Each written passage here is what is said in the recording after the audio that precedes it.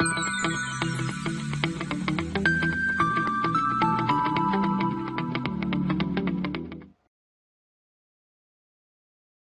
dear students, welcome to the course of Thermodynamics 1. Myself Mistry, Assistant Professor from Mechanical Department of LJ Institute of Engineering and Technology. Today we are going to discuss about internal combustion engine. Now internal combustion engines means what? The engines in which combustion of fuel takes place inside some chamber or cylinder, that is called as internal combustion engine. And if the combustion will take place outside the chamber, then it will be called as external combustion engines. Okay. Now, first of all, classification of IC engine. IC engine means internal combustion engine. It is a short form. Okay. So, based on number of strokes per cycle.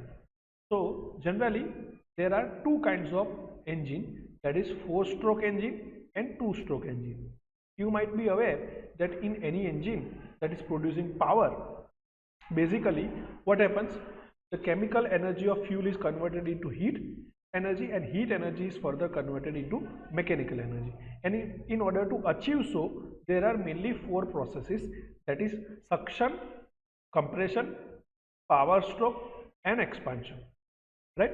So these 4 processes, if they are taking place with 2 strokes, then it is called as 2-stroke engine. And if these processes are taking place in 4 strokes, then it will be called as 4-stroke engine. I hope you are clear up to this point. Okay, so that is based on number of strokes per cycle. Next is based on thermodynamic cycle used.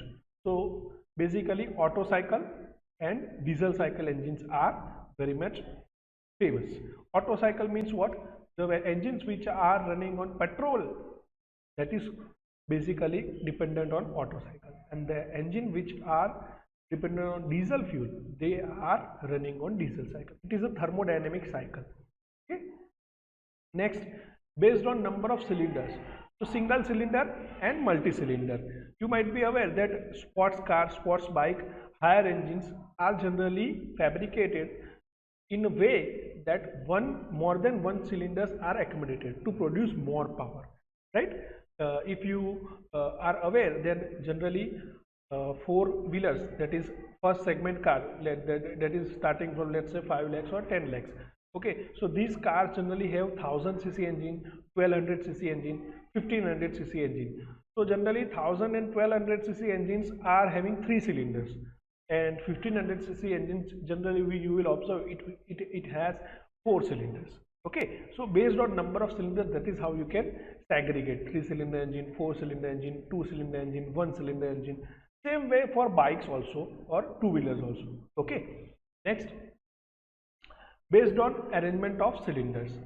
So the fashion or pattern in which the cylinders are arranged, based on that you can classify the IC engine, inline engine or V engine, like that. Okay. Next, radial engine. Next, based on ignition system. So ignition system means what? How you are igniting the fuel. Okay, so based on that the engines can be classified. For example, SI engine, that is spark ignition engine. SI engine means what? Spark ignition engine. Spark ignition means spark plug is provided to produce a spark and make the fuel combustible. Okay, so that is a spark ignition engine. Next is compression ignition engines. Compression ignition engines means what? You are compressing the fuel in order to ignite it. That's called as compression ignition engine. Generally, the diesel engines are compression ignition engine, and the petrol engines are SI engine, that is spark ignition engines. Okay. Now based on cooling system, so generally they are air cooled system and water cooled system. That means water cooled engine and air cooled engine. Okay. So this is the fundamental classification of IC engine. Now further, engine parts and their function. Now this is the introduction to different engine parts. A typical diagram of IC engine is shown over here on the screen, as you can see. So we will start one by one. the function and understanding of the parts. Okay, so very first is cylinder head. Cylinder head is nothing but the casing that is provided on the top of the arrangement in order to close the cylinder assembly. Okay, that is cylinder head, and it consists of valves and other mechanisms also. Okay, next, piston.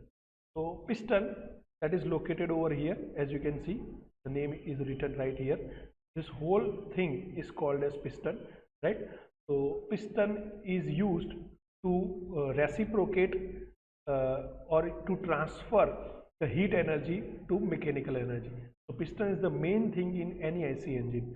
Okay, so it transfers the gas force to the connecting rod and hence to crank, because piston further is connected with this connecting rod and it is connected with this crank. Okay, generally the material for piston is what? Cast steel and aluminum alloy. Okay, further, piston rings. Piston rings, as you can observe here, there are some lines like this. These lines are nothing but the piston rings. These are rings that is on the outside circumference of the piston. So these piston rings are provided in order to prevent the leakage of the gas from this chamber to this chamber. Okay, that is the function of piston ring.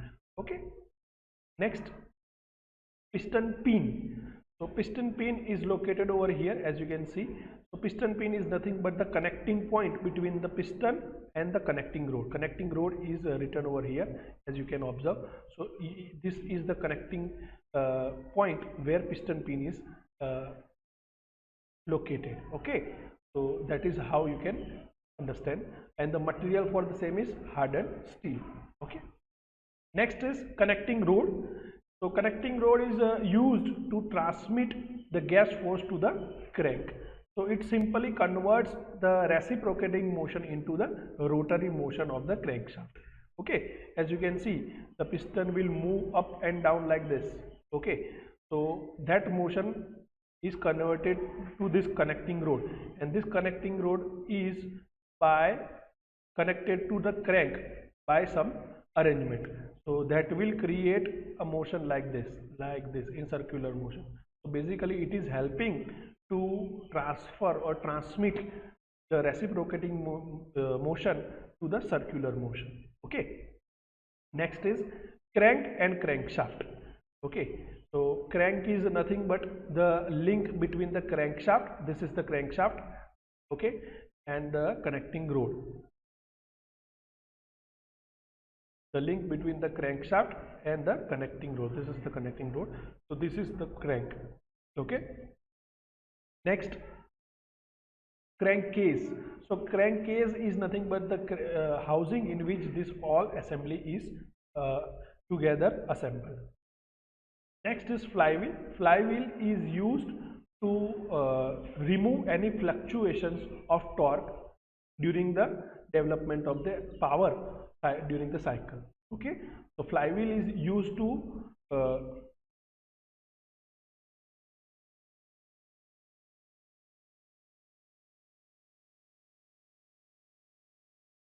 flywheel. Now flywheel is not shown over here, but it is used to store some energy. The basic funda of flywheel is to store the energy. So it will help us to smooth out any fluctuation in the power produced or in the torque produced. So that is why the flywheel is used. Wherever you require the constant power, then flywheel will be helpful. Okay.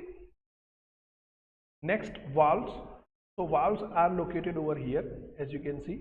This is the exhaust valve and this is the inlet valve. These two are nothing but the valves. You can see over here, right? These are the valves. So valves are used to give entry to the fuel or give exit to the combustion mixture. Okay, so these are two valves, inlet valve and exhaust valve. Okay. Next, one more thing, students, you can see that these valves are connected to the springs to the rocker arm and this rocker arm is connected to this push rod, as you can see over here, and this push rod is connected to this cam follower and cam. Okay, so this particular valves are operated by this whole mechanism. Okay, and this whole mechanism is assembled in the cylinder head. Okay, so for both the valves, the both mechanisms are shown over here. So that means rocker arm is covered, spring is covered, right? Then cam follower is covered and cam is covered, right? I hope you understood this.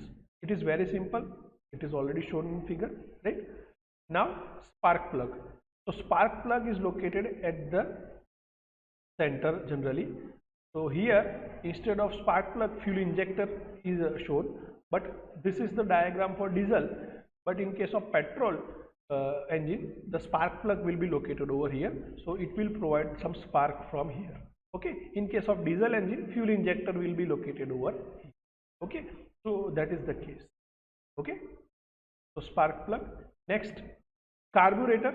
So carburetor is used for mixing the fuel and air. Okay, it is not shown over here, but it is used before the engine. Okay, now fuel injector, as I told you that in diesel cycle generally the fuel injector is used. In diesel engine the fuel injector is used, okay, in order to spray or inject the fuel,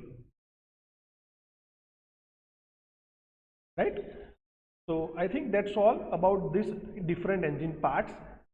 Other than that, frame is shown over here, lubricating oil is there and cylinder is there.